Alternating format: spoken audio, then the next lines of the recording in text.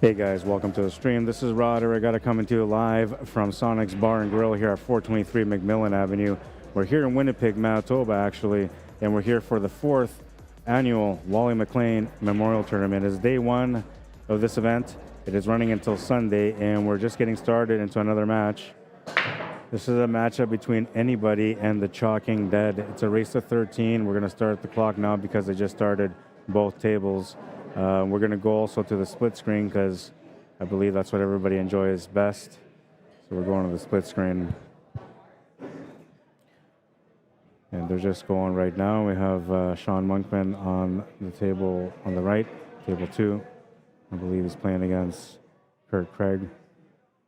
Sean Jameson on table 1, and I believe he's playing against Chief Wally Mclean Sr.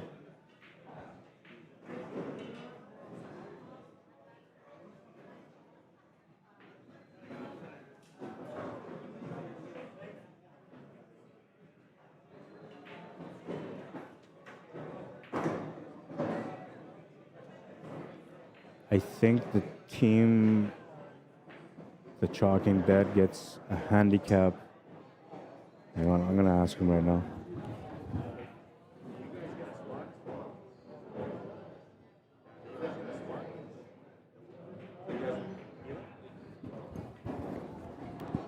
They're even, so there's no spot, just a straight race to 13.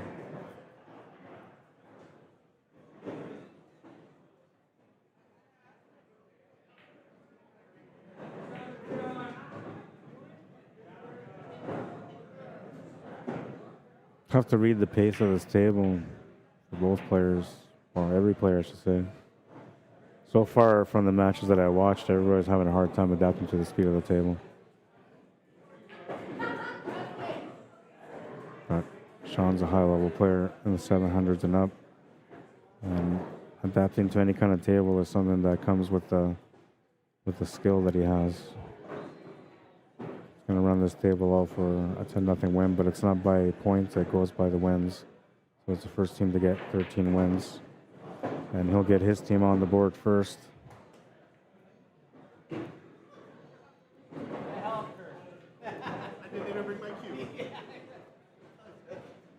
Kurt said that, hey, bring my cue. He knew he was going to get run out. There's not much you can do about it. All right, so we're split up here while we're waiting for the other table to get going.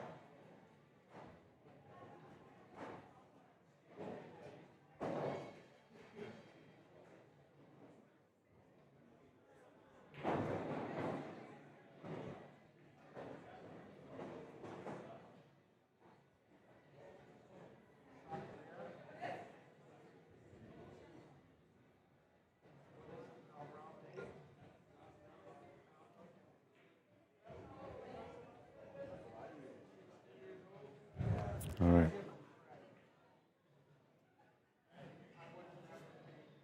Still running on this table. Now we have Chief Wally Mclean Sr. at the table.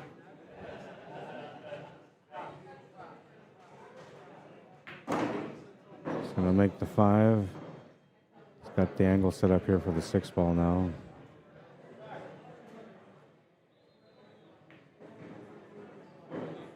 Angle set up here off the 1 to get down table if he wants to. Can also set up for the 2 ball right now and take on the 2 to the 4.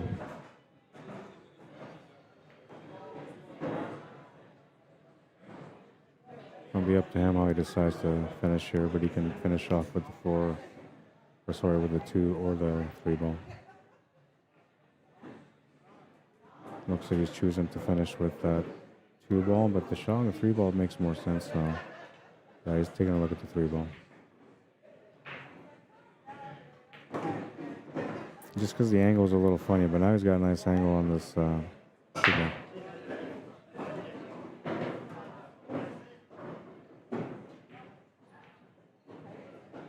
Makes that shot no problem, and he's got the 8-ball option for the side or corner. He's going to make it to the side. We got Junior on this table right now.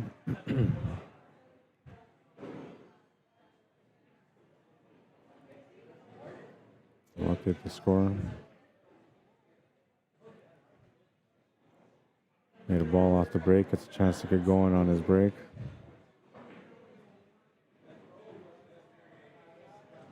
By the way, Reese, if you're watching right now, you sent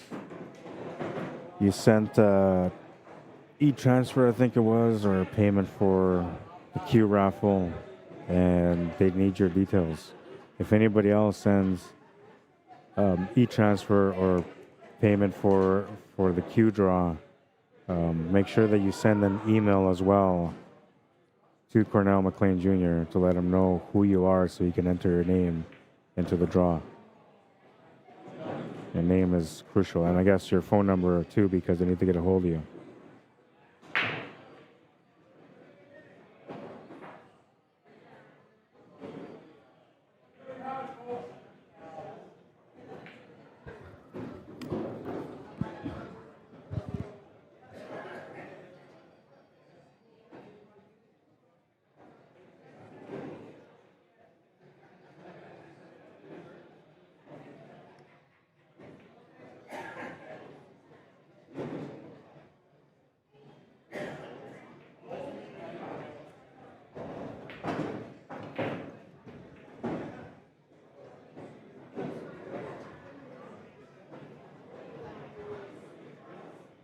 Just the one.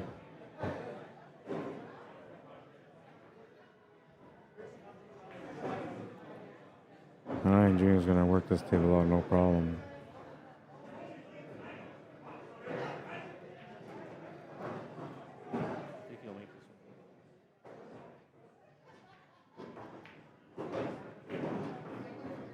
Eight ball's good. They take a 3-game lead.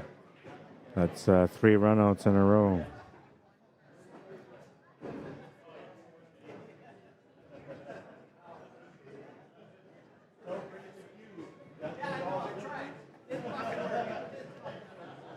Missed shot to the corner.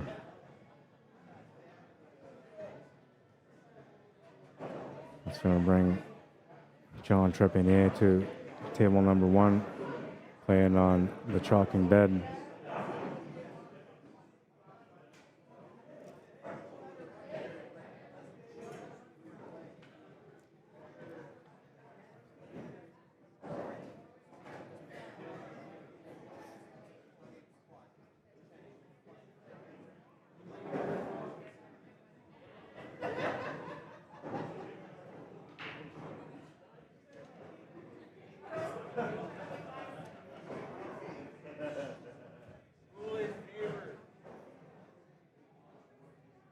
Here, McKenzie to break on table 2.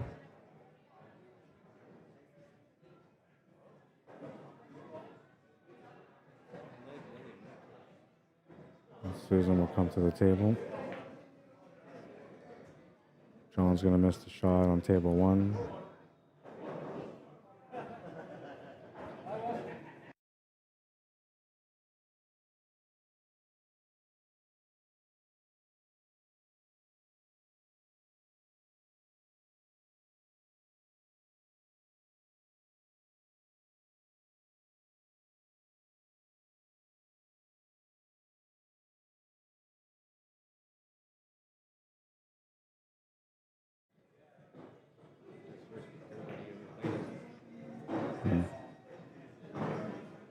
He's their handicap guy.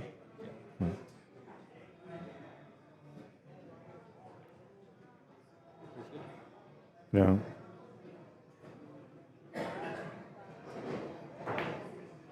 Nice shot.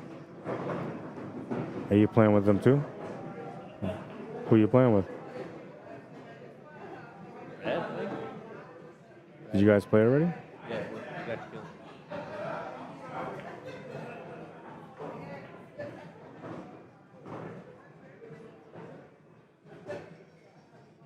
Not bad. He's gonna be able to hit his ball anyway.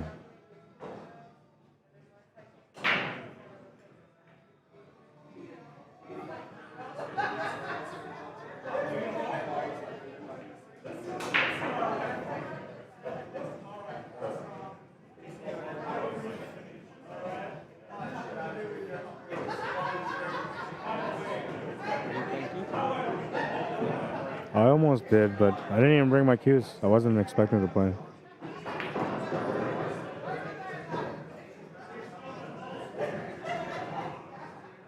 Alright, so the Chalk and Dead having players of both tables right now down by 3. They have a chance to get within 1. Susan's going to miss their shot to the corner though, and I'll turn the table over to Gary. And John's going to miss his shot to the corner. He turns over the table as well, but there's not much opportunity there, so they'll have another chance yet. For Susan, well, that depends on what Gary can do here. The table's fairly open for the strikes, or the solids, I mean. But there's always room for some error, especially with everybody having a hard time trying to adjust to the speed of the table. Although these guys were practicing for like the last half hour, both teams on these tables, so they both kind of have a feel for it.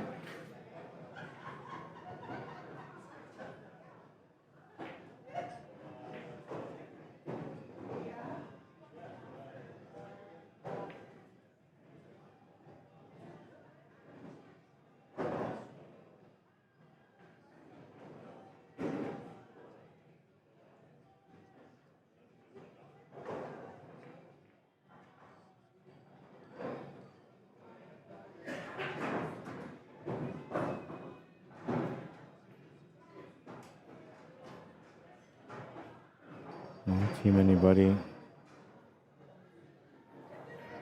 so far doing all right on these tables.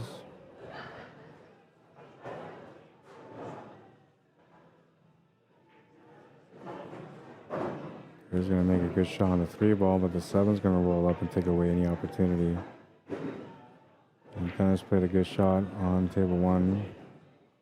Opened up the 1 ball a bit anyway. That was a big trouble ball that he had.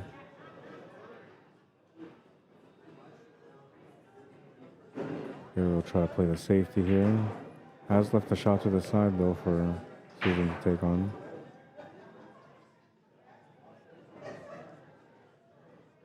Those of you that are watching the Tyson fight so far, what do you think? Not what I expected.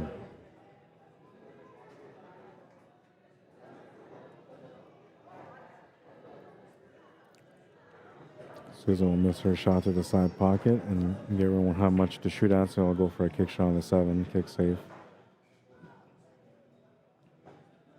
Dennis is trying to make the 1 to the side. He's going to make the 1 to the side. Nice little kick shot that he made there. They're still fighting? Yeah, they're still fighting, man. The 7th round just started. 1 more round after this. But Tyson hasn't done anything.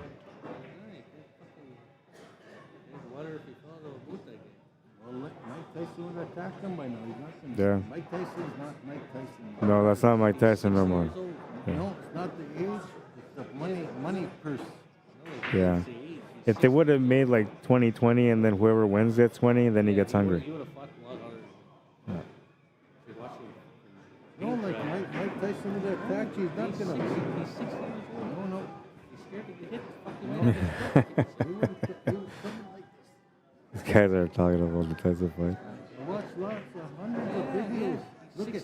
He's 60 years Okay, old. he's 60. If he gets But- hit in the head, he's gonna fucking Okay, die. he's 60. Like Mike you. Tyson would not stop there and stand around. Yeah.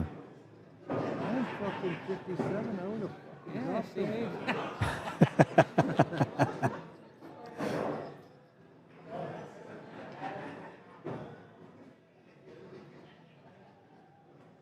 Look at you. Mike Tyson not doing nothing. He's standing Nothing. there. That's all he's done every round. Yeah. It's not 60. It's the money. It's the money, yeah, because like it doesn't serve him anything to The beat money, him. Like you suck my. No, it's the age. Like whether he wins or loses, he's only getting 20. He gets 20 million. Yeah.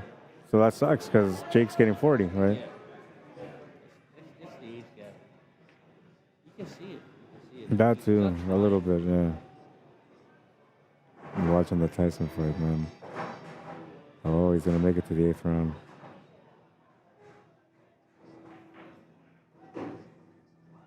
It could be something more though. It could be something like maybe they had an agreement that he can't knock out Jake. Yeah, it could be Right. too, yeah. That Tyron Woodman said that there was that was in his contract the first time he fought. Because like Jake Paul's trying to do something in life, right? And so like if he gets knocked out and loses, like it gets brain damage from it or something, right? Like Like he fought an actual boxer Yeah. once. well, there's lots of boxers that have been hurt like that. Yeah. Yeah. And this guy can still hit. Tommy Fury, I think. Yeah.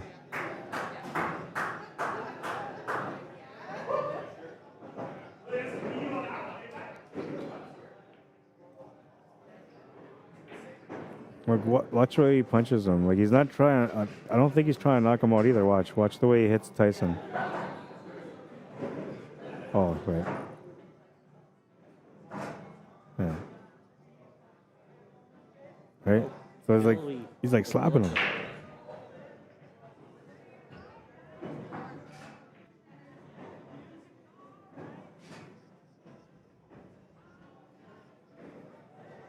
All right, I lost track of who won on that. I beat sidetrack. Who won that match?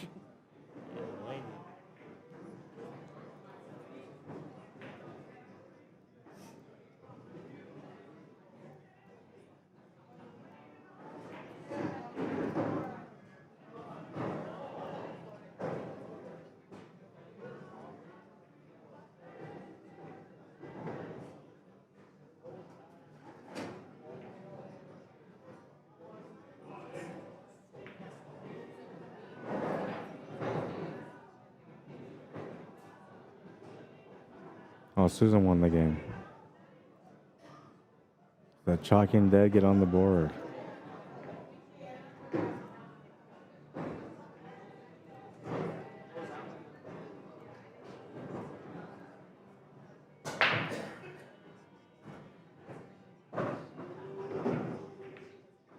That was it? That was a match? Oh, it's over? Wow.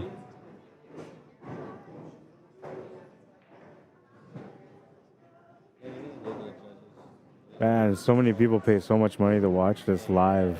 Yeah, it's wasted. The best bet would have been bet on a draw. You know how they're going to make their money, though? It's like autographs. Yeah. Yeah. Best bet would have been the bet to fight a draw. Yeah.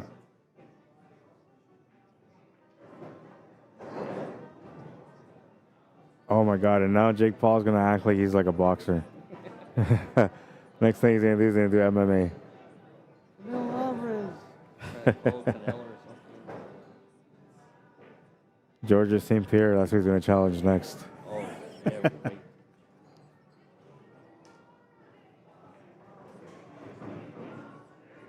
I noticed like he just followed like the actual video or something. Yeah. Like He's got a shiner, man. Pereira. All those like the fucking people that were tired. He's tired, yeah.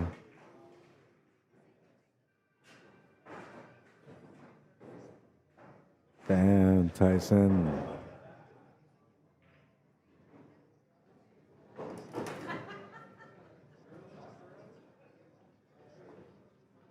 Like, I think if somebody took a punch count for Tyson, there was probably about 20 of them. Like, but they're using like pills for. Yeah, yeah. Nobody wanted to really get hurt. Somebody grab.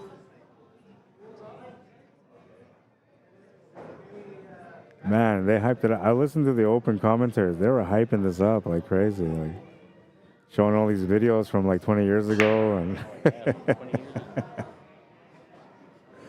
Showing Jake Paul's boxing fights against like Van Askren.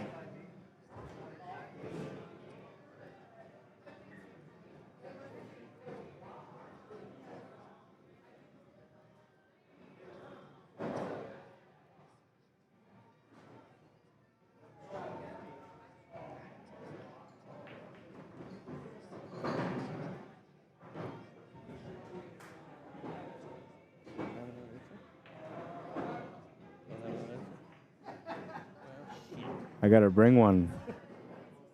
Or I'll be. Yeah, I'll bring one. I'll bring one.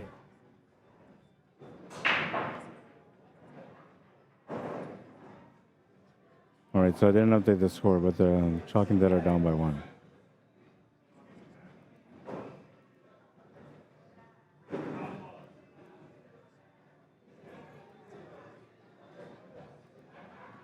Man, and I did a poll, and like 80% of the people that voted thought that Mike Tyson was going to win.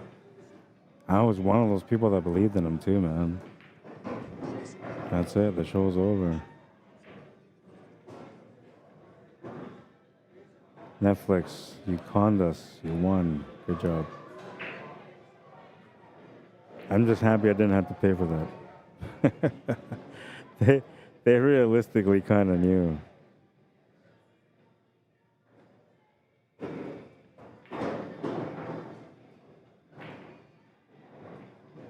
Oh yeah, all I see is comments on Facebook. Everybody's disappointed with it, man. Crazy.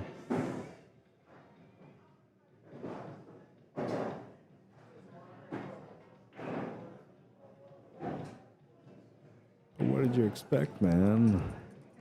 I gotta turn around the volume.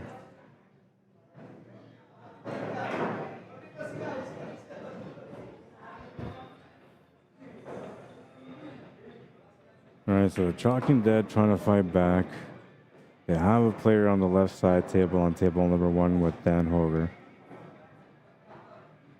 And Team Anybody, who's currently up by 1, though they started off with 3 runouts. They have Sean Monkman on table 2. Sean's playing against Sean, so this is the battle of the Seans on table 2. And Dan is playing against Chief Wally Mclean Sr.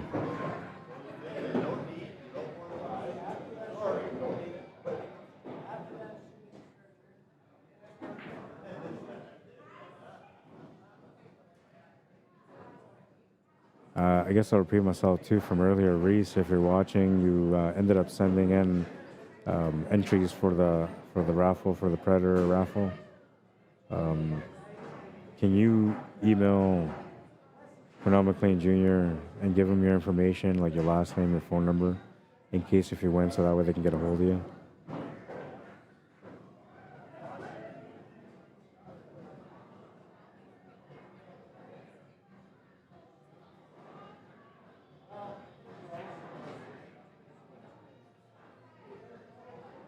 Oh, Sean's going to hit the ball, but he's going to turn the table over to Sean Jameson. And Dan's trying to work the table out on table 1 right now. He's got nice, perfect weight on this shot. He kind of wanted an angle that he can go back down, though. He doesn't have that, but at least he's got a shot here on this ball. He's got an angle that will allow him to be able to either play forward or draw back, which now I'm thinking going forward is probably the better option. Trying to set up for maybe the top left corner or something like that. I might even go to the left side middle pocket, actually. That's probably the way I would go. Let's take a look at that. I like that option better because the draw option doesn't get you the finish, but the forward option does. And he's got some angle, but not a lot, so going forward for the side pocket would actually work here. He's going to go forward for the side pocket on the right. Or is that not what the plan was, maybe? Maybe he just came up short on what he wanted. Looks to me like he was setting up for the side pocket. He's got that shot option right now anyway.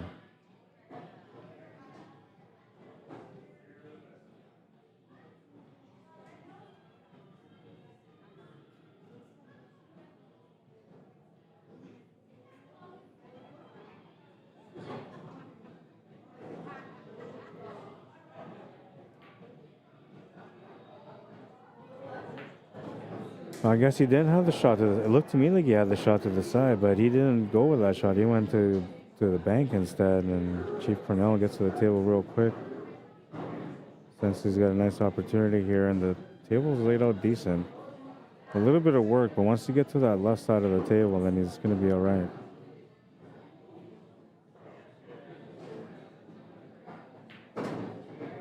Sean Jameson trying to work out his table right now. Just 3 balls remaining, including the 8 ball for him to be able to finish that table. Oh, unfortunate roll there for Chief Cornell on table 1. Rolled up against the ball. I believe he can still make it. He's looking at the option right now, but it looks like he can, as long as it goes past that 5.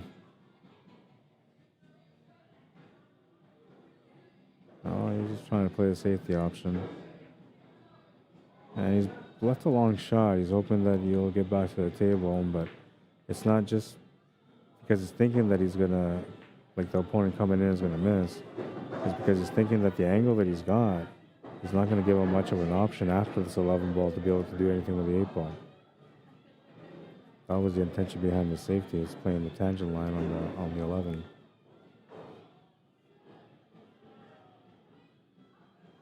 Sean Jameson in a little bit of a situation here on table 2. Needs to do a back cut on this one.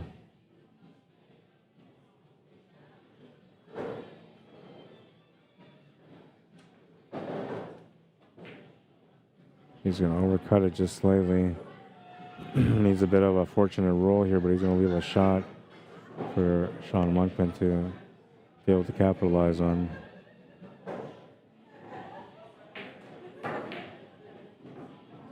Dan's going to miss the shot to the corner on the 15 ball. And he'll leave the 15 ball not over the pocket, but near the pocket. Chief's going to play a two-way here in case if he missed, he made sure that he didn't give him anything on the 11 ball. And a fortunate roll there with the 4 ball rolling over top of the white ball. Sean's going to make that ball, Sean Monkman, for Team Anybody, and they'll take a 2-game lead.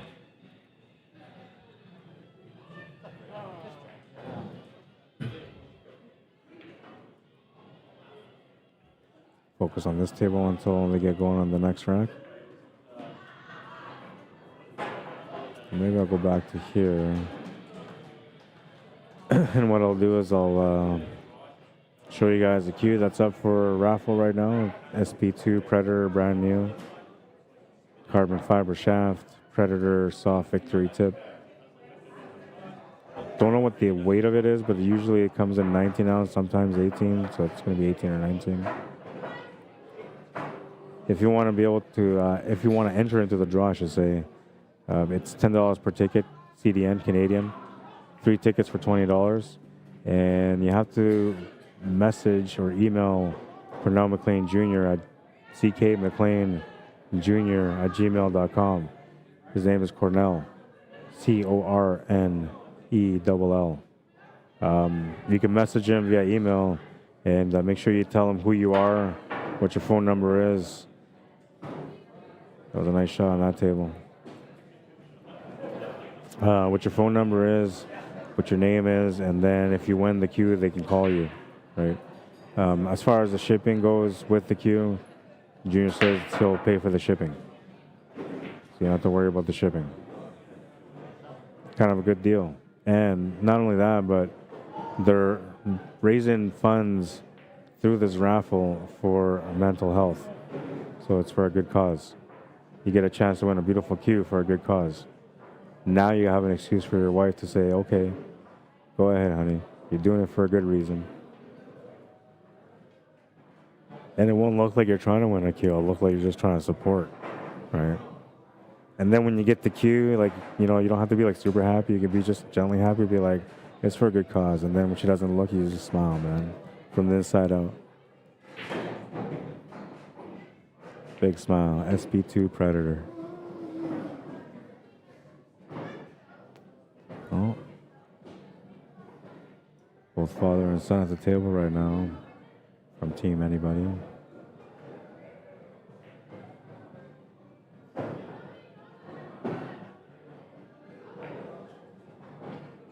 She's playing safety, doesn't want that cue ball to scratch. Oh, he's just going to hit it perfectly, man. He's left the bank attempt, but that's all he's really left. And I guess a safety option, which is going to be somewhat tough, but not really. You can just push that 8 ball towards the 3 ball, pocket weight. That should give you enough of an opportunity after that. I mean, you're going to come back to the table, and likely the 8 ball's not going to have any opportunity, but at least you get him back to the table. You can try to figure out a different angle from there.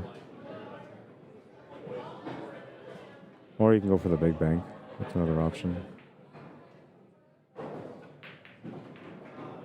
Going for the bank, and he's going to come up short.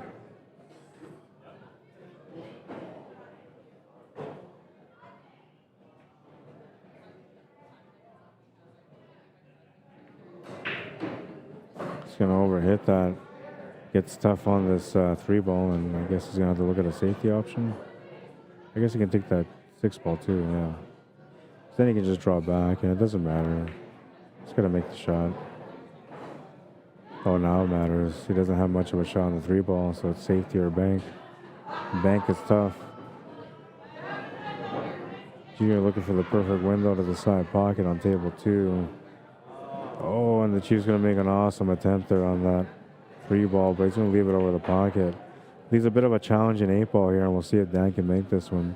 A little bit of pressure on the shot because, one, if he goes for it to the corner and doesn't make it, he might leave it hanging over the pocket, kind of like the 3-ball is. Easy finish for the Chief in that case.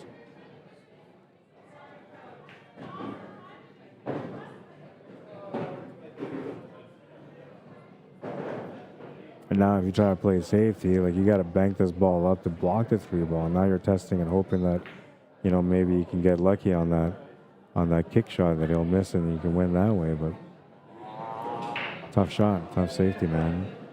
And Junior just missed that shot to the corner for a round out, man, and he got lucky. Pressed up against that ball and got super lucky. Took everything away from John. No opportunity, man. Dan's going to go for the win on this one. He's going to make a beautiful shot. That's going to feel good.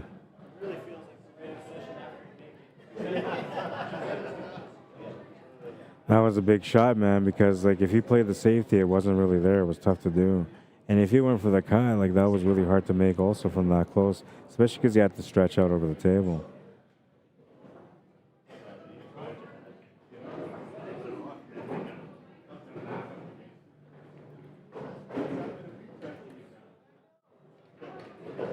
Table 1 on the left.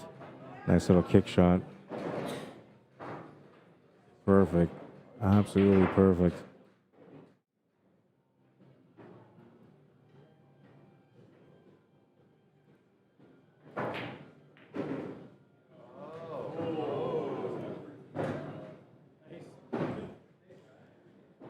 Not sure what happened there, but I saved this so I can take a look at it.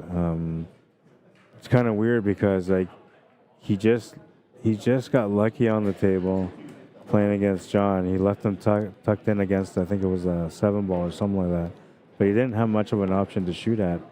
And then John replies, and then Junior goes for this shot, which all I seen was the 8-ball go in. This is on table 2. He banked it. Oh, and it went off the rail, off the 1, and into the pocket. That's a fluke, man. That's a fluke. I can't believe it. That was weird, man, because so like he banked it. It went off. You got to look at this. It's so weird. It's absolutely weird. Like it's one of like so weird, man. It banked off the 4, nicked off the 1, then scratched. So the only reason I'm showing is because like he got lucky on the first shot when he missed the shot to the corner that he ended up hooking John. And then, I don't know, somehow like the table just kind of said, well, you know what, we're going to square things off. You got lucky, so now we're going to make you get unlucky. And the weird thing about it is that usually it's something that doesn't happen right away, but this time it happened like right away. It was one lucky roll to a bad roll.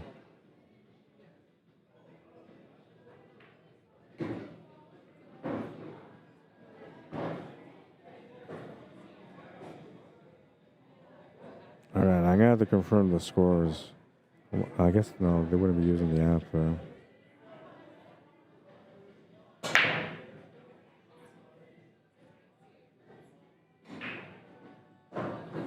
Smash and break, but nothing goes down on table 2. I gotta see what happened here with the match between... Well, I'll just ask these guys.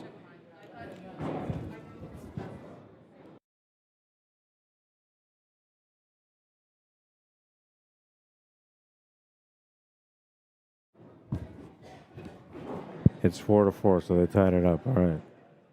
Now I know, man. Now I know. Yeah, so yeah, disappointing Mike Tyson fight, man. Everybody was like, Mike Tyson's gonna knock him out. He's gonna kill Jake Paul. And I don't think he threw like more than 20 punches, man. And I think 20 punches might be too many.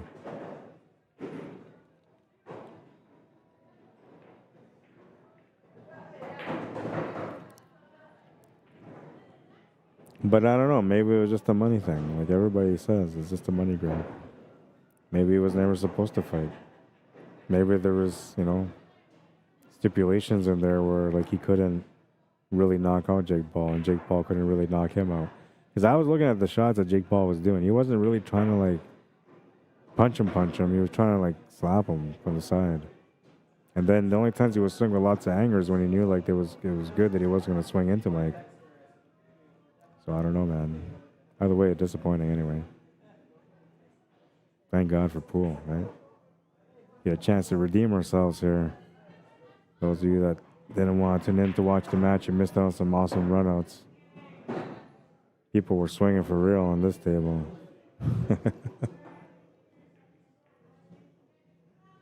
I can say that. I'm not scared of Mike Tyson no more. He scared me for like 20 years, man.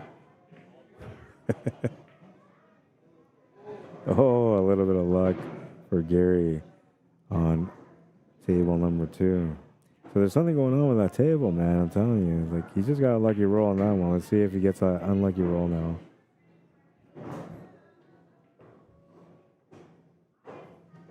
Lucky rolls for Gary are common, though. It's his style, they say.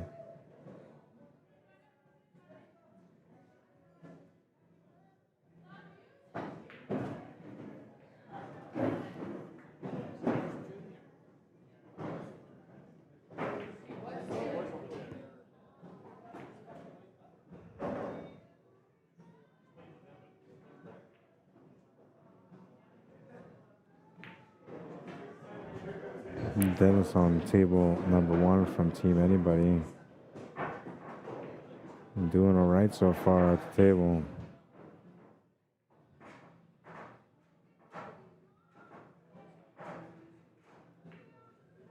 Gary McKenzie on table 2 finishes that table to take the lead for his team. 5-4 for Team Anybody. We'll focus in on table 1 while they rack table 2.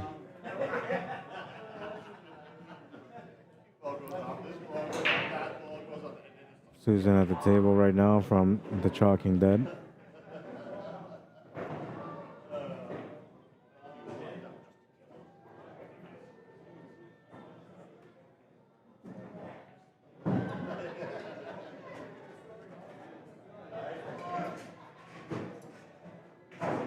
She's got a nice little setup here. Looking good to be able to tie the matchup.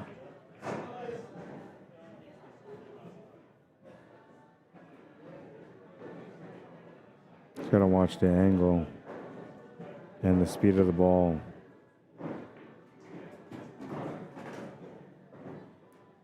Yeah, she can take the shot to the corner here on, I believe it's the 12 ball. And run into the 10 ball, then she'll be all right. And she goes past it. She needs a little bit of help because it's going to go quite far. So she does run into it. She is going to get a little bump. And a setup here maybe for the corner or side. I'm thinking the side is the way she can go, but she's trying to take a look to see if there's anything else or maybe a shot to the corner. Oh, we're going to go side, it looks like.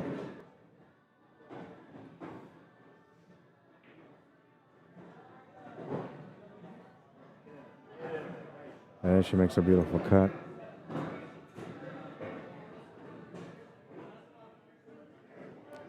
Go back to her split screen setup.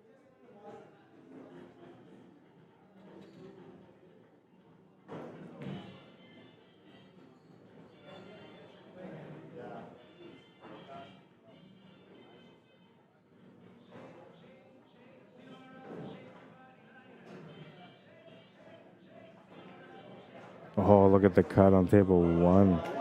What a shot. Wow, what a shot.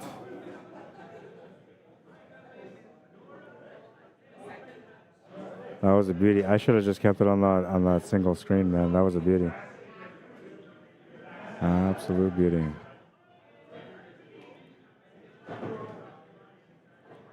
Keeps her team in the mix. They're tied at 5. What a shot. We're looking at table 1. Look at this cut on the 1. She just cuts it right down there, man. Right in the heart, too, man. Never hit a rail. What a shot. That was a beauty, man. Deserves an applause, right? It was pretty. All right, and the action keeps going on here. 5-5. And racks number 11 and 12 are in effect. Well, 11's in effect right now. 12's about to get going right now. We got the Chief Wally Mclean Sr. breaking on this table. He's going to make a ball off the break and he'll have a chance to get going. Options for solids or stripes. And a decent break. Dan Hoger from the Chalk and Dead on table 2 playing against Sean Monkman, a tough opponent. And he's got a decent opportunity at this table.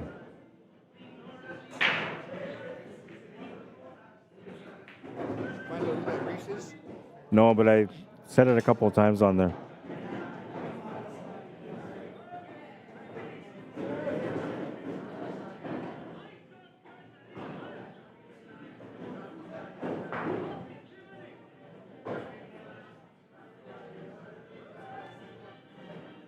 Some really nice highlights so far.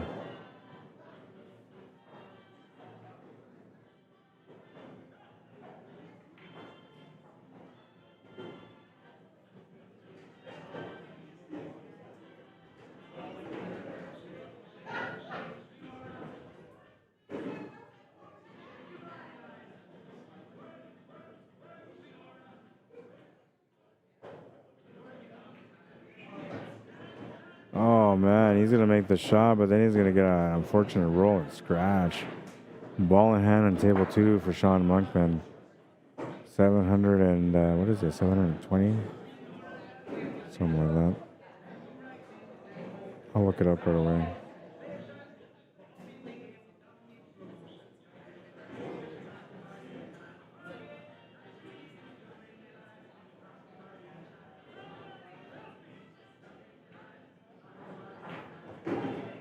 John from the Chalking Dead is going to make a good shot, but he's almost scratched, man. I can't believe how this game is. He's fine as long as he doesn't hit the ball. He hits that ball and he almost scratched. It's crazy, man. That's how much attention you got to be paying to the table and where the cue ball goes, just so you don't run into these little situations. And if you see it ahead of time, usually you're going to get good because you're going to try to do everything to prevent that bad roll, right? And speaking of bad rolls, he's going to get a bad roll here.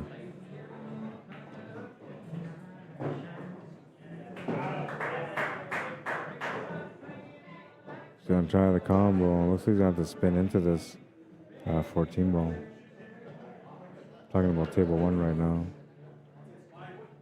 He's going to make a good shot. Oh, no, he's not. He's going to miss that 9 ball. Wow.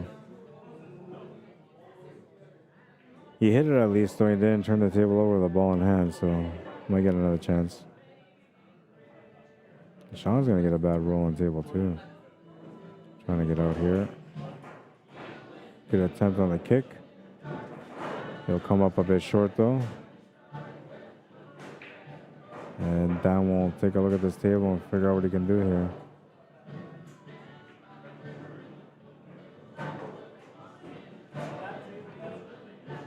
I almost feel like you have to go for the 3 ball on that table. Natural path. I like the cue ball to go in there and open up that 5 and spread out that 7 a bit more. Chief Cornell's going to miss the shot to the corner and turns the table over to John Trepanier.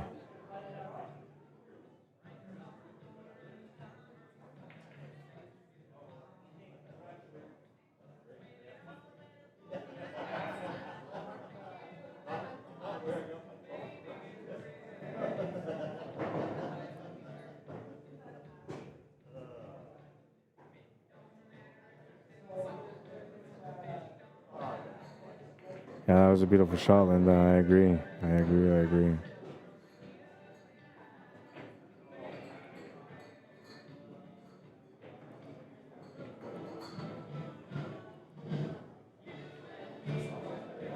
Missed shot on table one. We'll turn the table over to Chief Wally Mclean and Team Anybody.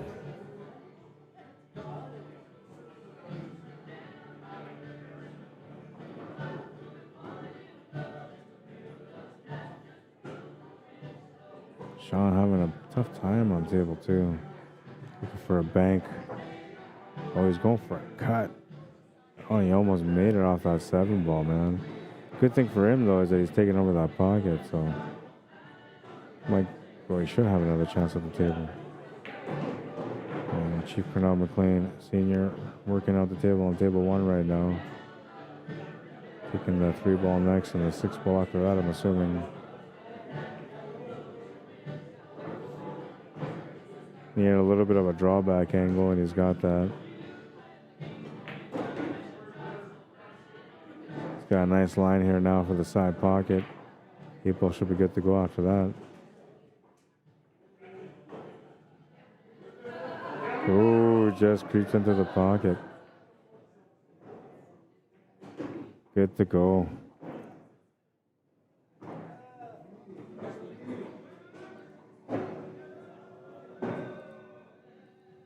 Six to 5. Team Anybody in the lead by 1. Race to 13.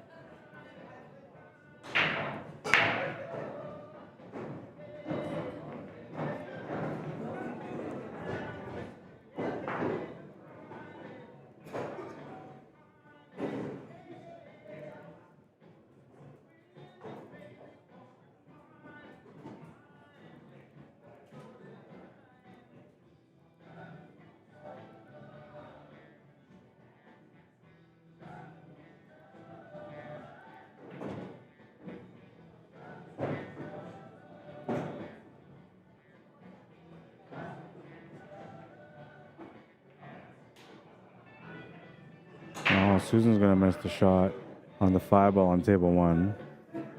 That's going to bring Junior to the table. A little bit of work on his table, but, you know, this shot here that he's taking is going to open up the table quite a bit. Well, it should have, but he took it simple.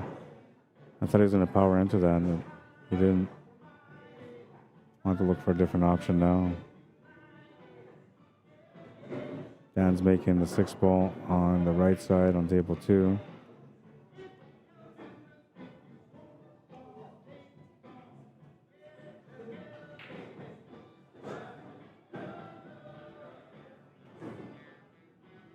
Oh, Junior's all right. He had that ball in the corner. So now he might have to push out for this 9 ball. I guess you could always draw back too and just make that 7 ball in the corner. Oh, he's solids. I thought he was stripes. It's because I'm looking at both tables, so I lost track on that first table.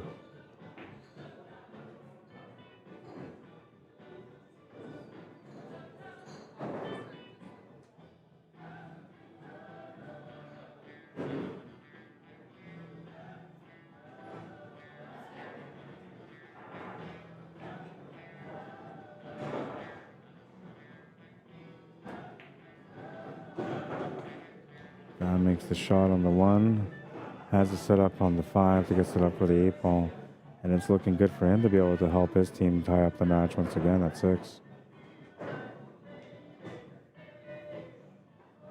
Junior almost out on his table to make it a 1-game lead again.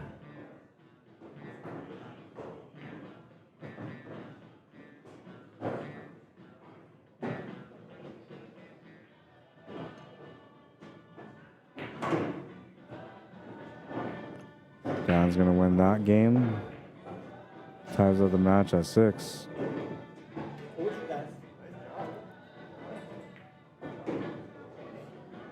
And Junior's going to get out on table 1.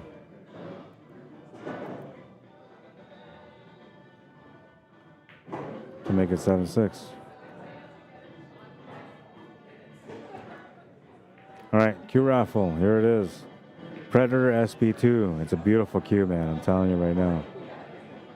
I don't care what kind of cue you own. Well, there's a few of them out there, but this is a special one. This is a beauty, man.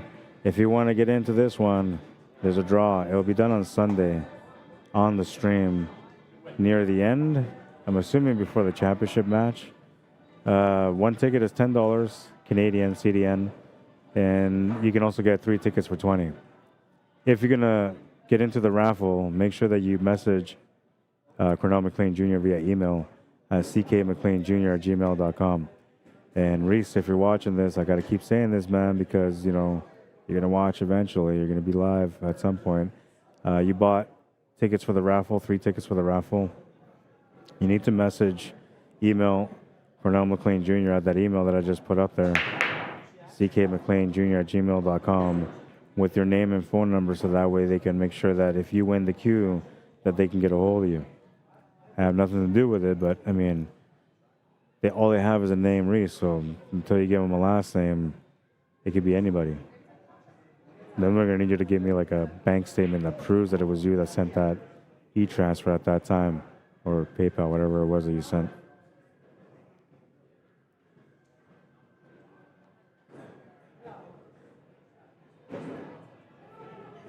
Both players trying to figure out the table.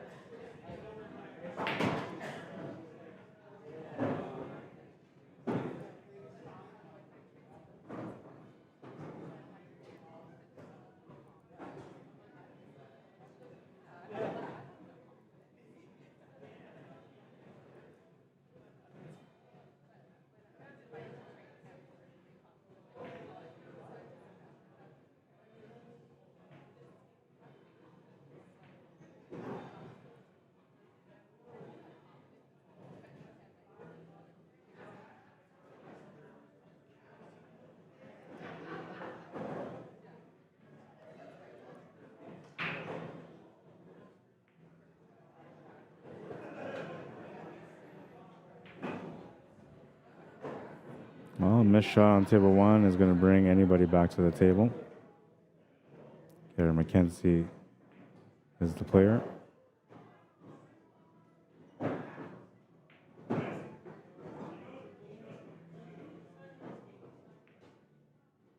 So I'll make the first shot. Kurt Craig from Team Anybody on from Team The Chalk and Dead on table 2. He's looking pretty decent at this table right now. Gary's gonna get jammed up somewhat in here, and he's gonna have to figure out what to do. So he's calling the 9 ball to the corner.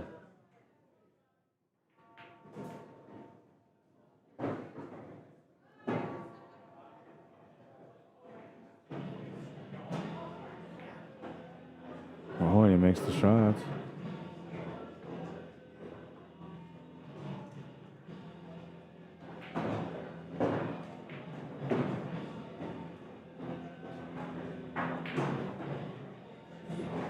James Shanacapo, he says, what is the RT13? That's a race 213. Race 213. Maybe I should take that out and just leave it at the top. I think that makes sense. You got me going, man. Let's figure this out. I'm going to do some work tonight. We're going to make it look cleaner for tomorrow.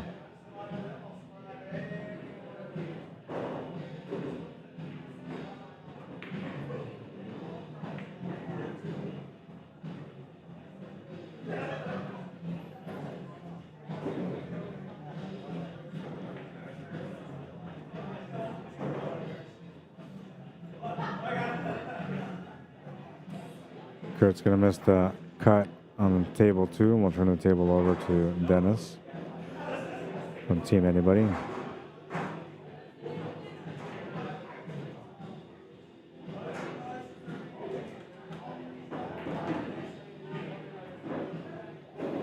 Sean Jameson's going to make the solid on table 1.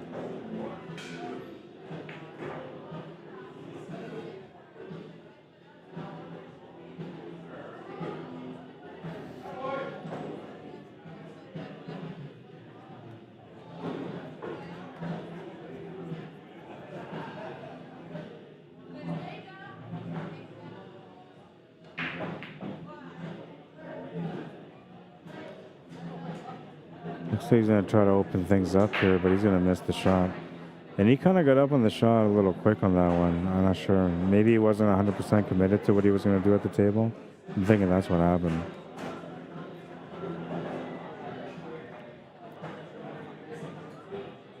So Gary with another shot on table 1, and Kurt with a shot on table 2. Table 1 has Anybody on the team, and table 2 has a Chalk and Dead on the team.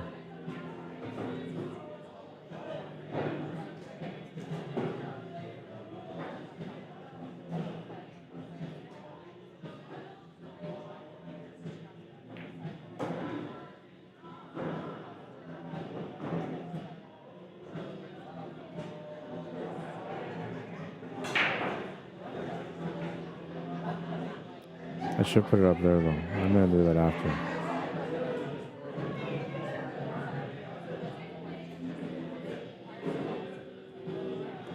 Safety battle going on table 2. Big back cut here on table 1 from Gary. He's going to come up short on it, and the 13 ball's going to go in a bad spot, which means that he's going to have to find a clever shot after this one, because he's not going to have much of an opportunity on that 13. Kurt with a big bank on table 2.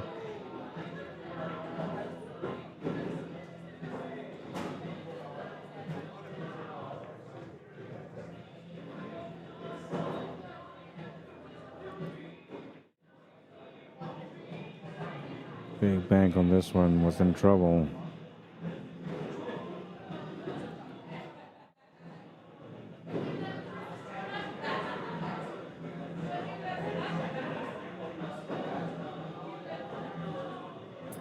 Just unfortunate to roll up to that 8 ball like it did. He's going to have to find a kick shot now. And Sean Jameson, not sure what to do on this table. He knows that his opponent doesn't have much to shoot at, but he's not sure exactly what he wants to do here for the opportunity, because everything that's at the table in front of him doesn't really have much of an opportunity. Playing the safety option.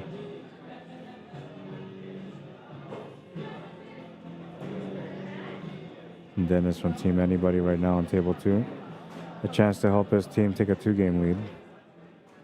He's got a ball in hand and a banking opportunity to get out.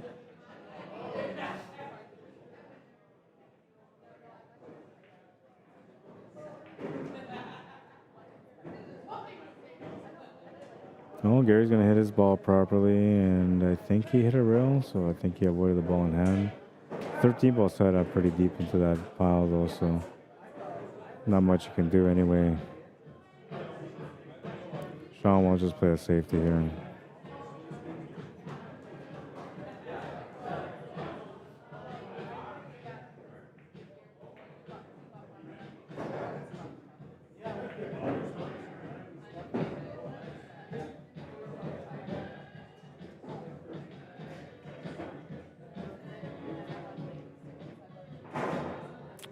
So James, Shannon Capo, there's all sorts of levels here. There's master levels, there's intermediate level, there's novice level. It's a 5-player team, and depending on what caliber of players you bring in on your team, you get handicapped accordingly. So some teams will come in and play with like all good players, and they get next to no points for handicap. And other teams will come in with like a bunch of sandbaggers, and they'll get like really, really good points. Plus, they'll have some really good competition. So it's one of those events that always keeps it interesting as far as like who's going to win each match. But in this matchup here, Team Anybody has 2 VNEA world champions who just won the VNEA Masters out in Las Vegas this year, actually. And the other team doesn't have any of the Masters on their team. But because these guys on Team Anybody with the 2 Masters have other players that are different level, the handicaps worked out even, so there's no spot. If there was a disadvantage in any sense, then they would get a spot. The Chalk and Dead would get a starting point with whatever 4 or 5 point difference or whatever it is that the difference is between them and the other team that they're playing. So they're going to have the match at 7, which keeps things a little bit more interesting, I think, because, you know, they're just not going away, man. They're supposed to be a team that, you know, just gets, like, beat up by a Team Anybody because they have really good team. I mean, 2 VNEA world champions between Cornell McLean Jr. and Sean Monkman. Then they have Gary McKenzie, who, like, that guy is not a stranger to winning, man. He's a good player. Plus, he gets a lot of good rolls, too. I'm just going to throw it in there, might as well. But yeah, so he gets a lot of, I'm going to repeat it again, man. He gets a lot of lucky rolls, but he's a good player. So, you know, those 3 players alone are already dangerous. Then you put in Chief Cornell McLean Sr., and he's been playing at the premier level for, man, as long as I've been playing pool, I think. And that guy can compete too, man. So these guys have like a really stacked team. But the one thing is that they have this guy, Dennis, who, like, I have no idea who Dennis is. But he's supposed to be their handicap guy. And he can play.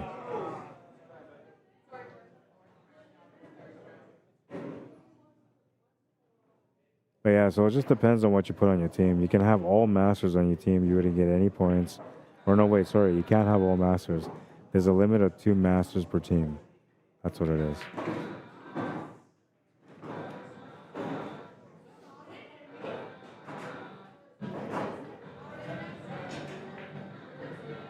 I think that keeps things interesting.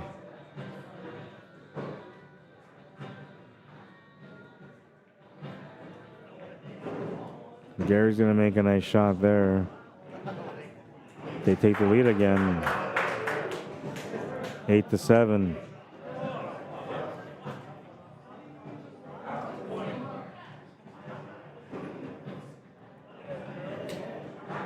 Here's the bracket.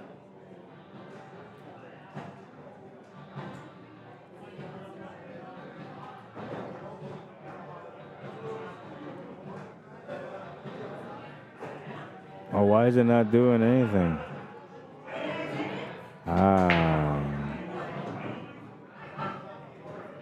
Well, I gotta go back to this, but I'll...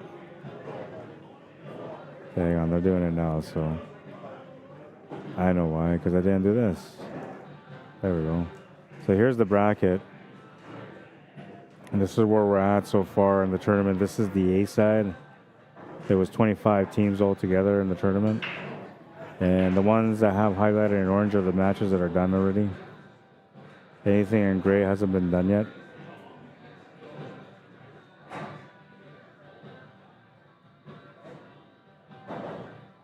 They won't want to let me scroll down any further. Oh, there we go. That's the B side now. Oh, took it away. Shut down on me. It's got to be bugged out, I guess. That's what I'm assuming. You can find that bracket on Challenge under Wally Mclean Memorial. And there's a few different ones, but obviously you just got to look at the date. It'll say November 15th. You'll know which one it is. And it'll also say 25 teams on there, which last year they had 23.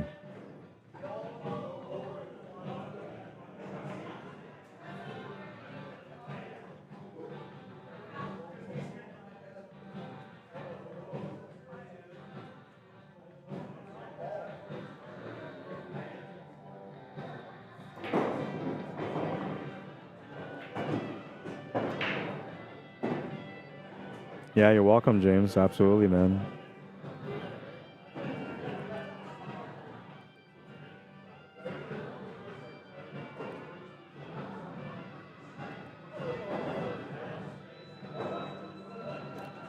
Robert Griffith, how you doing? Says, hi, Rod. I just got home. Now I can watch. Right on, man. Thanks for tuning in. Did you watch the Tyson fight? All right, let's talk about it. Let's just all talk about it. Get your feelings out there, man. Don't bundle it up. How do you feel about this Tyson fight? The honest truth.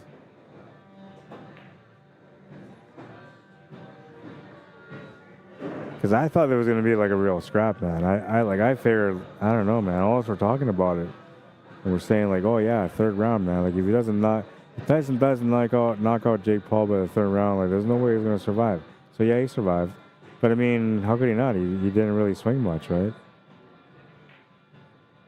And he looked like he was exhausted, man. He's got some shiners too, like Tyson. Some things are best left in the past, right? That's what they say. It's got to be true, man. We just witnessed that. But man, did we all want him to be the Mike Tyson that we know he was, right? That guy was a beast, man. And I'm telling you, like maybe you would have seen that still. Like if they would have done something where like there was split money, 20-20, right? Each boxer gets 20 million, and then whoever won got an extra 20 million on top. Like then you would probably see the Mike Tyson come out. But that's if he needs the money, which I don't think he does.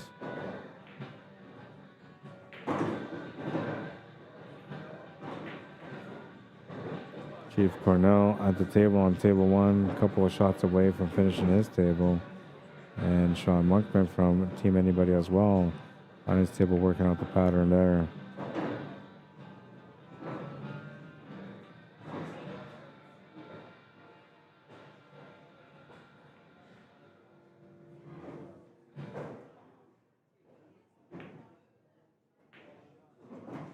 Both players will make the shots to the corner pocket.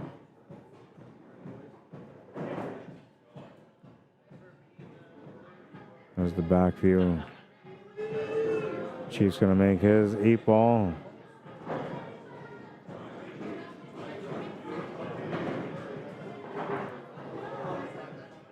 Team Anybody up by 2, 9-7.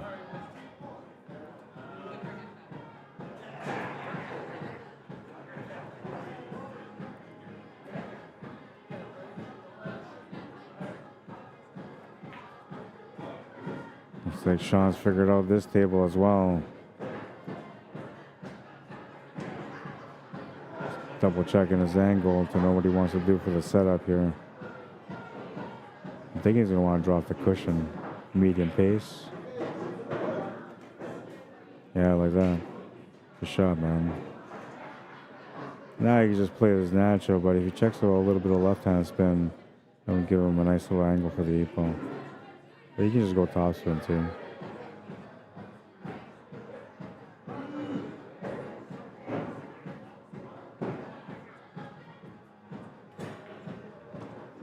He's going to finish that table.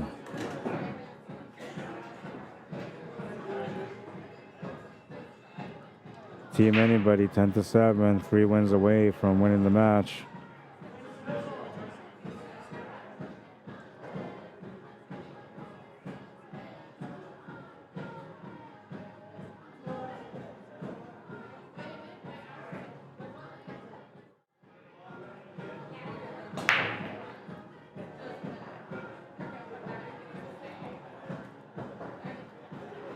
All right, so we got racks number 18 and 19 going. Well, rack number 18 is on the go anyway.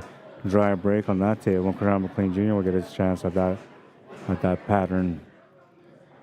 I'm thinking the stripes are probably best, man, but I don't know. Solids are all right too, I guess. Basically, one breakout from being right on the spot. Well, maybe not. The more I look at that table, the more I feel like the stripes are the better way to go. But there's that one question is, what do you do with that 12 ball? And then that 14 ball's in a tough spot, sort of, if you're trying to use that ball for a breakout anyway.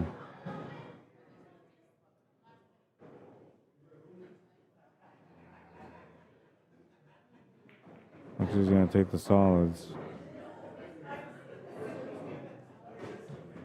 He's got a good setup now that he's taking that ball. And all he's got to do now is just open up that corner pocket by removing that stripe, or by running into his solids and just opening up the table from there.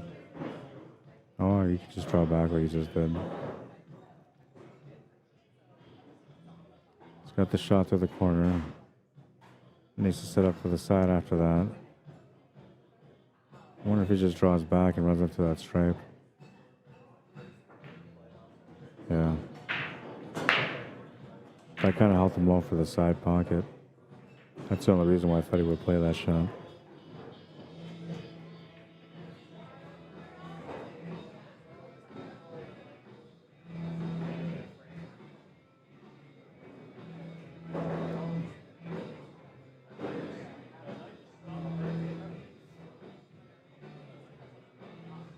Four ball's still a challenge for him, but he's a high-level player, so he should be all right.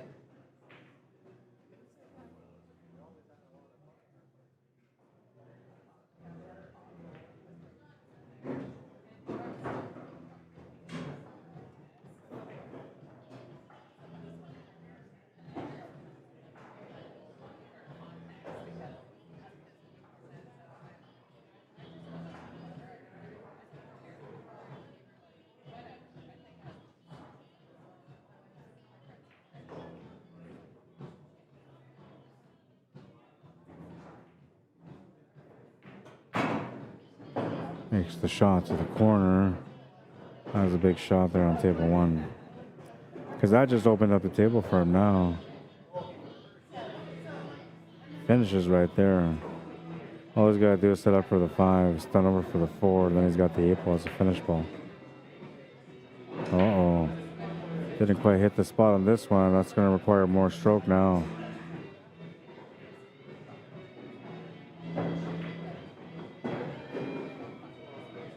Dennis from Team Anybody at the table right now on table 2.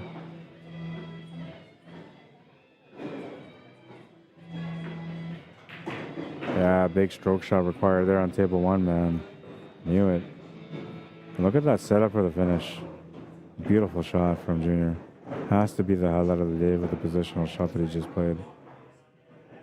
He had to juice that right up, man. Just another day in the office for him. But he's going to miss that shot to the corner. Feeling a little bit of rush from that beautiful shape shot that he just played.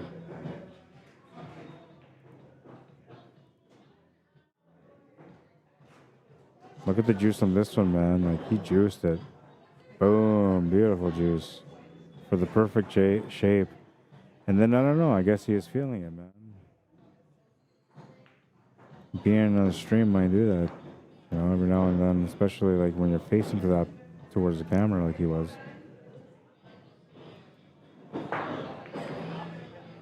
And Kurt's gonna miss his shot. Oh no. And Junior is tough here because he can't really see the 2 ball. All he can do is just hit it, but he can't really make it. Let's see if we try maybe like a double kick, but or a double kiss, I should say. I don't think he's gonna try anything crazy like that, man.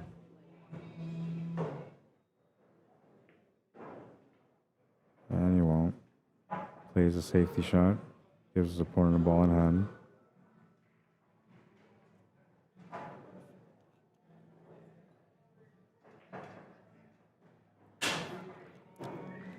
Comments on YouTube.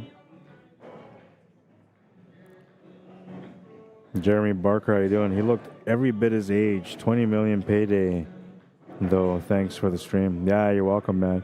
And I guess you're right. Like he looked like he was like too old to be boxing, man. You're right. Seth H says, how do they decide who plays who?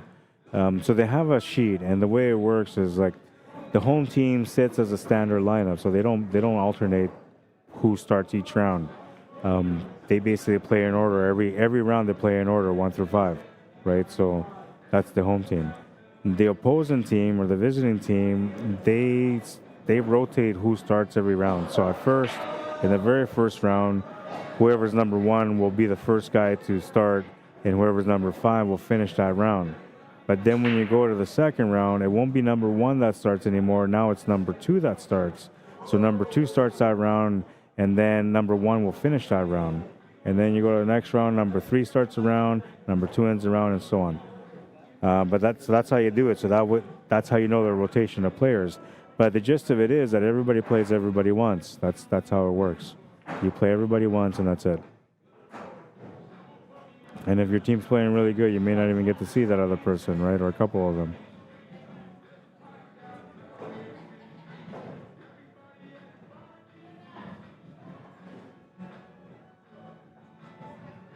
Junior has to be patient here. All he had to do was make that 2-ball for the run out, and he missed it. And now he's got to be patient, man.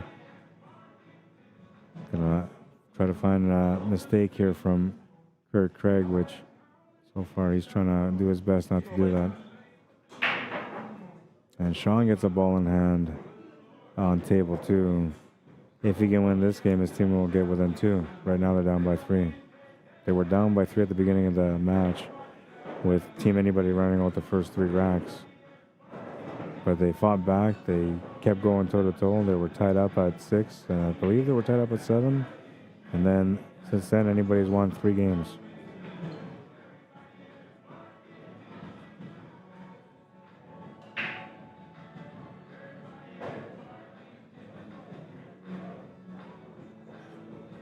And the Chalking Dead having players on both tables right now. Winning both these games will put them down by 1.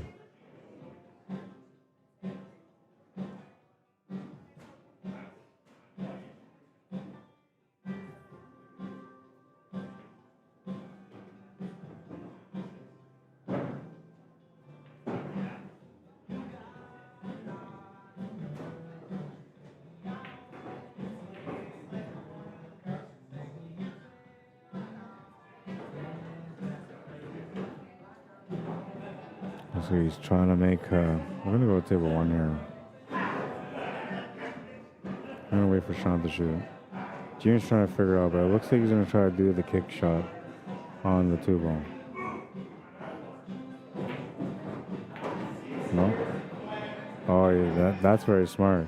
So he made 1 breakout ball, and he made sure to like run into the other breakout ball to push it away to create some really good distance. So now he takes a foul. His opponent gets a ball in hand, but he's far away from where he wants to be. And he has to figure out how to get the perfect breakout if he wants to win this game. Smart shot. Sean Jameson on table 2, still trying to work out this table.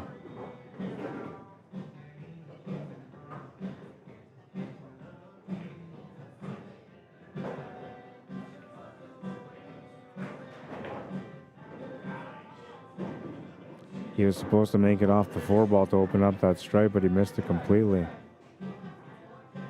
So now he's got to engage on safety battle on table 1. And Sean's come up short on his shot. Or did he? I don't know. Dennis is looking like you can see his stripe anyway. But I don't know if you can see it. It might be like a swerve shot.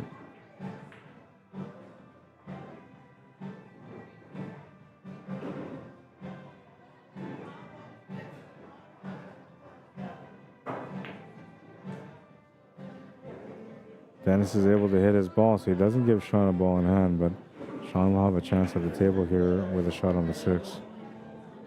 And Junior replied here with a smart safety on table 1, turns the table over to his opponent, but it's not a whole lot that Kirk can do. He can hit the ball, that's for sure.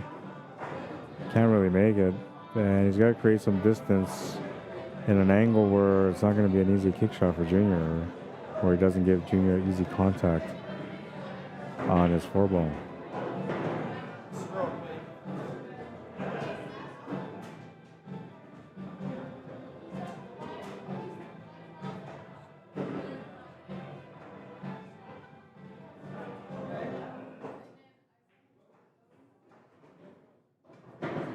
Sean can't believe that ball went in. He thought he missed it. Kurt trying to play smart. Yeah, no choice but to try to play a safety here. And now the important thing was that he got a lot of distance here and that he didn't really give much opportunity to Junior, and he's done that. He hasn't given him much of an opportunity.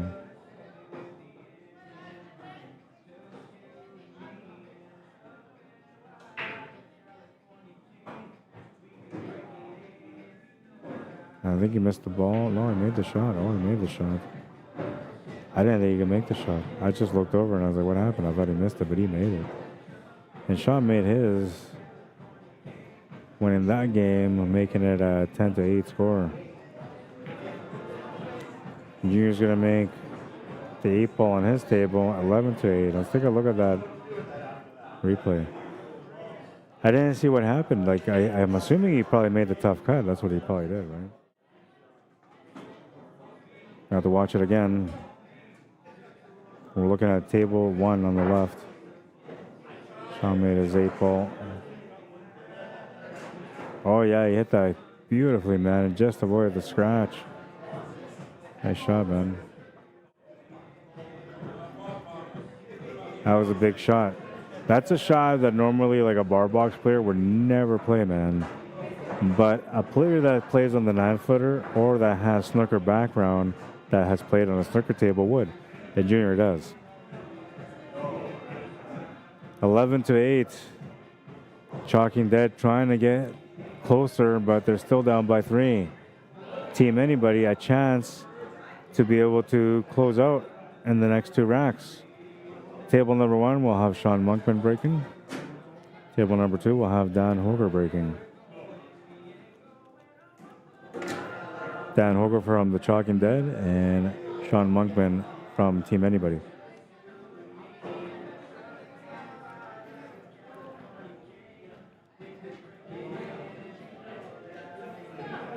2 good games right here, says Sean or Seth.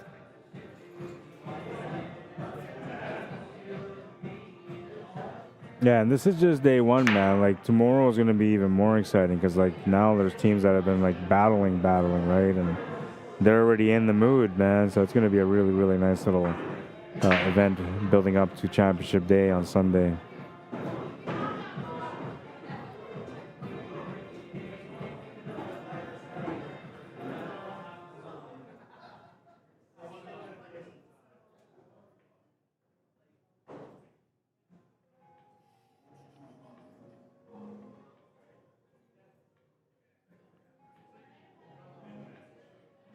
All right, so the Chalking Dead on both tables.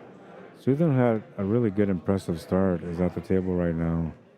And she's going to make that shot to the side, claiming the stripes on table 1. Dan Hoger had the break on table 2, and he made a ball off the break, so he's trying to figure out where to get going here.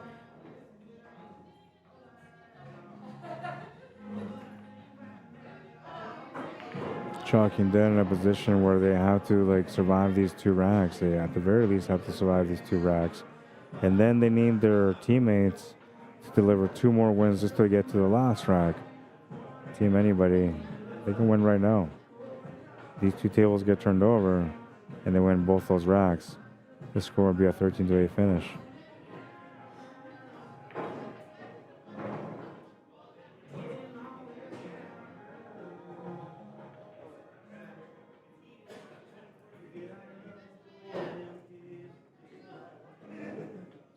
And this will be the last match of the night, I'm sure, because they wouldn't start any other matches at 1 o'clock or 1:30. And then I'm not sure what time the action starts tomorrow, but you know what? I'm going to take a look at the bracket. The bracket will tell me.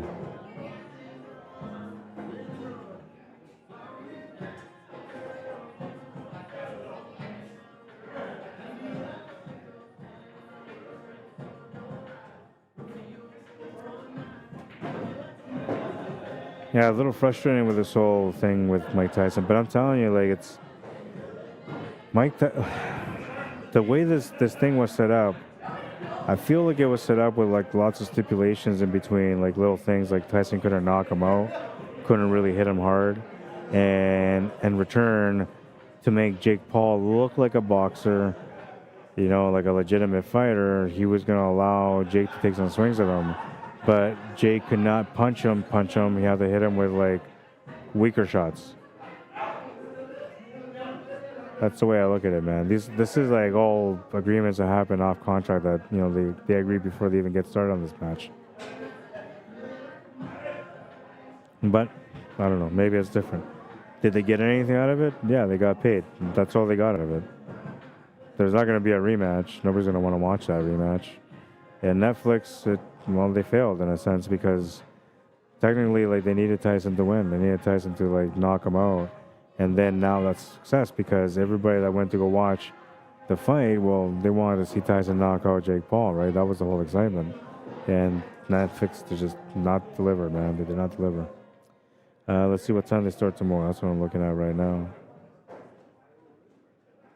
So we got 5:15 matches, it says. So I guess tomorrow they're going to have all B-side matches to start. First B-side matches are 11:15, which are playing right now. And then the matches tomorrow start at noon. So the action will start at noon.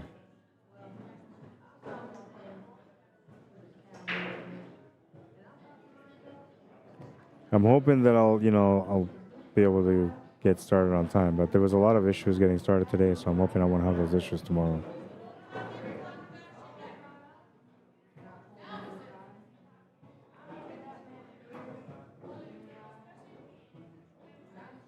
Good try there from Susan on table one. She'll turn the table over to Sean Monkman, who will have a ball in hand, and he's one of those two VNEA world champions that I was talking about. 720 something Fargo. I want to say it's 728, but I might be wrong. I think it's 723.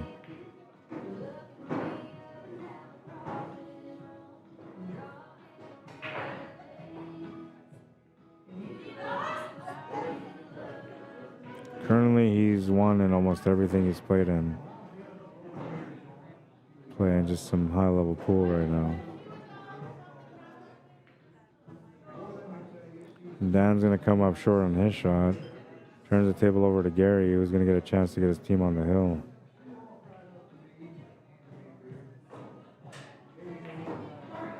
Sean can do the same here, and he can maybe even set up the opportunity for Gary to get the finish instead of getting on the hill.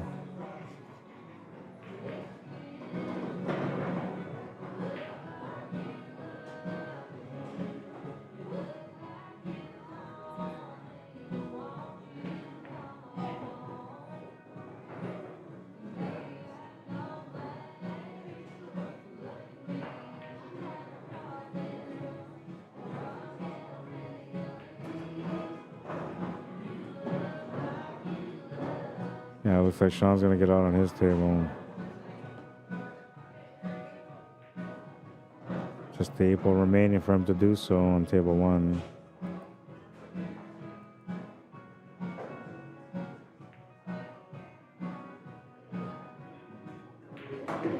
That's going to put anybody on the hill.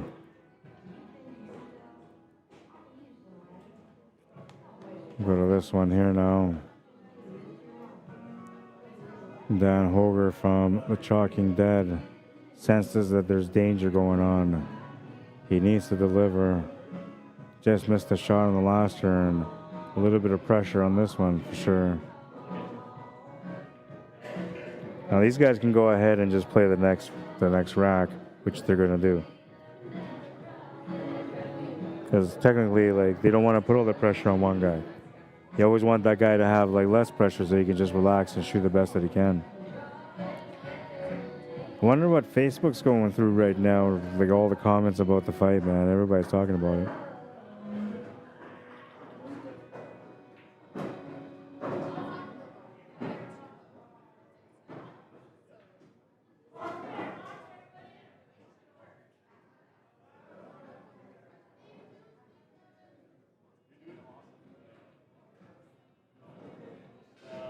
Somebody on Facebook says age had everything to do with it.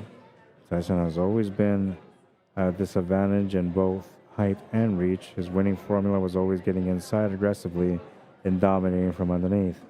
That legwork wasn't there at all, period. That's just neurology. It doesn't get more acute with age.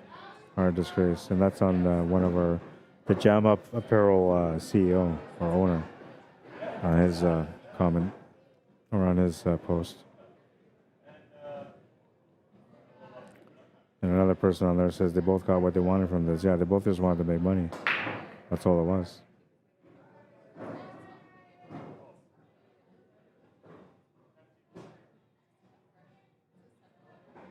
And somebody else says that's true, but he fought like he was afraid to get hit, meaning Tyson. Tyson fought like he was afraid to get hit. With a shortened range, he needed to put himself at risk for an opportunity to knock out Paul. And yeah, technically, like, he needed to get in, but he wasn't trying that, man. And I don't know, like, he took a couple of shots too, and I felt like those couple of shots that he took, like, kind of made him back off a little bit. It reminded him, like, hey, what are you doing, guy? You're 58, you're in the boxing ring. But we all wanted him to knock out Jake Paul, and I don't know, I guess we'll never see Mike Tyson knock out anybody again.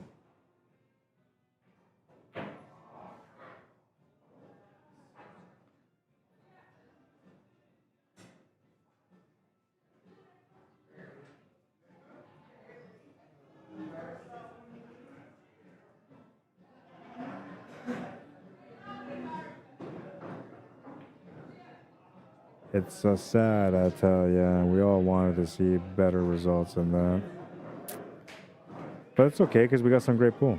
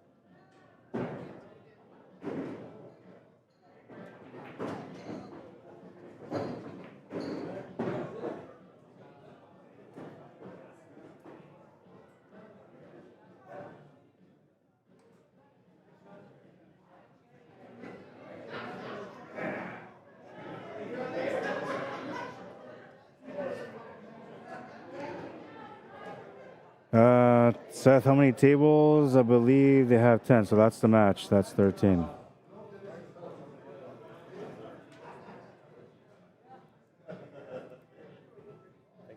Yeah, man, you're welcome. You guys are back tomorrow in the morning? Yeah. This was still a side, so. Oh, yeah. Cool. Get some rest, man. Yeah, I'll have a long day with lots of battling tomorrow. Oh, yeah. Yeah. All right, so I believe that's going to conclude the tournament for today. Let's go to the split screen because that's where I have the queue set up here. So once again, if you guys want to get into the draw for this Predator SP2 queue, it's a beautiful queue, man. I'm telling you right now, worth $1,800 or $1,700 plus tax, so $1,800 and something. Get into the draw. Cheap draw, man. Super cheap. Lots of chances to win. One ticket. One ticket is $10 and 3 tickets for $20. If you want to get tickets, you got to make sure that you also message Cornell McLean Jr. via email at ckmcleanjr@gmail.com. That is also the e-transfer info if you're going to send an e-transfer. And I'm assuming PayPal is probably the same setup. But message him. You have to message him, give him your name, your last name, and your phone number so that he knows who he's getting the e-transfer from or the PayPal payment from. So that way, you know, if you do win the queue, he can also get a hold of you as well. Otherwise, you know, we're not going to know who you are. You're not going to win the queue, right? All right.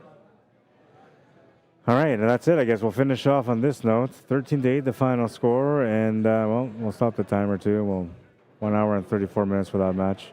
Reset that clock. We'll do a background look here so we can say goodbye as everybody's walking out on me. Where's my? There we go. And it's just me over here, man, just standing over here. You can see my hand waving. Everybody else behind me, they're trying to get going. They're trying to go home. And that's it for today. We're going to come back with some more coverage tomorrow. Action starts at 12 o'clock. I'm hoping that everything will be set up and good to go for then. I think that I get access as early as 11 o'clock, so it should give me enough time to get set up. But I might be running a little bit behind. We'll see. I still got to set up, right? And I still got to tear down, right? So we'll see you guys tomorrow. Make sure you guys tune in early to check out some of the action. It is all battles tomorrow, man. A side trying to get to the finals, and the B side all trying to survive, man. It's going to be crazy, crazy action all day long tomorrow. You don't want to miss it. And that's going to lead up till Sunday.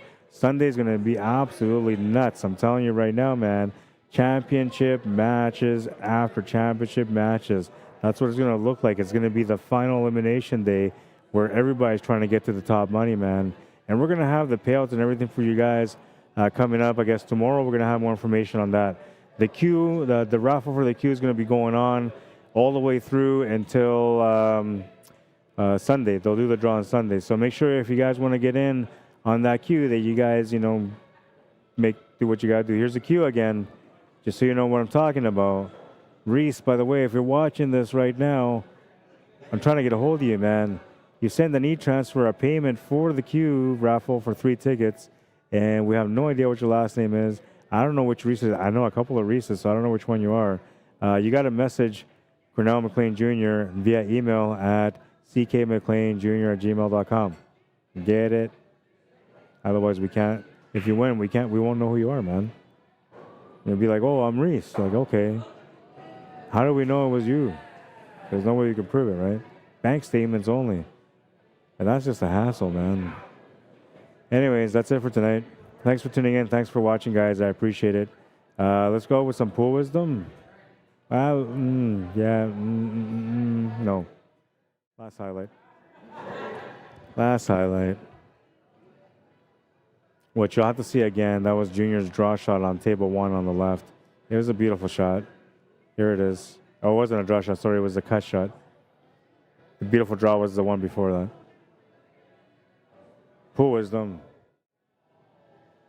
Sponsored in part by, no, not really, but USA Poolie put this one up. And this is Willie Mosconi. The pool wisdom for today is, it's not the will to win that matters. Everyone has that. It's the will to prepare to win that matters. And now, that's the truth. Without you going out there and working on your game, you can never be the best player you want to be. You can't be lazy about it, man. If you want to be the best don't lay around, do nothing. They go out there and work on the game all the time. The guys that are winning tournaments all the time, they're playing at least 5 to 7 hours a day, every day. You're not going to be as good as them if you don't put in that time. And if you're hungry, if you're young and you want to be as good as them, you got to be hungrier than them, man. You got to put in 8 hours a day, 10 hours a day. Do what you got to do till you master the skills to become the champion within. We look forward to seeing you there. And no, we're not going to be right back on another stream. That's going to be it for tonight, guys. Thank you for tuning in. Thank you for liking the stream if you guys did. If you guys didn't, you owe me one, man. You could do it tomorrow. I'd appreciate it. It's the only way that I make money, man. Honestly, well, I mean, I make money from my work, but on my streams, the only way I make money is from my YouTube channel. So if you guys like my stream, then I get more like spotlight, right? That the YouTube algorithm says, hey, you know what? Like, people like this guy. We need to have more people like this guy. So let's start spreading that stream out there for more people to check him out. And that's how you help me, right? So if you didn't do it today, tomorrow you can support. It's another good way to support the event, too, if you guys appreciate the fact that we got this really good event going on for the next couple of days. I'm telling you, man, lots of great competition coming your way. You're not going to want to miss it. Don't forget to add me or follow me on Facebook. You can find me under Rod Arriagada, 2 different words, and then CUESPORTS Live, 1 word, then Manitoba. I'll show that up for you guys tomorrow if it's a little bit confusing today. You're on my YouTube channel right now, though, so you can always subscribe to my YouTube channel, and I'd appreciate that also because, you know, that's good, right? It's good subscribing, liking. That's how I get the algorithm to, like, support me and put me out there. And I'm telling you, like, every week when people do that, man, there's always somebody tuning in and be like, hey, like, I don't know how I landed here, but this is awesome. Well, they don't all say that. Some say, like, yo, shut up. Not to my face, though. But, you know, whatever. Anyways, I'm done. I'm blabbing, man. My wife's like, you know, just shut up and get home. You're right, baby. I'm on my way home. I'll see you guys at the table tomorrow. It's going to be exciting, man. Day 2 of the 4th annual Wally Mclean Memorial 8-Ball Championship, or tournament, I should say, 8-Ball tournament. I'm already looking at the championship day, man. I am, honestly. Last year when I came here to cover this event, the championship day was so exciting. Every match was like crazy runouts and crazy highlights. I'm looking forward to it. Check out tomorrow. There's going to be a lot of great competition, lots of elimination matches, and some big, big, important A-side matches. You don't want to miss it. I'll see you guys tomorrow. Have a good night, everyone. Cheers. Thanks for tuning in. Always appreciate it.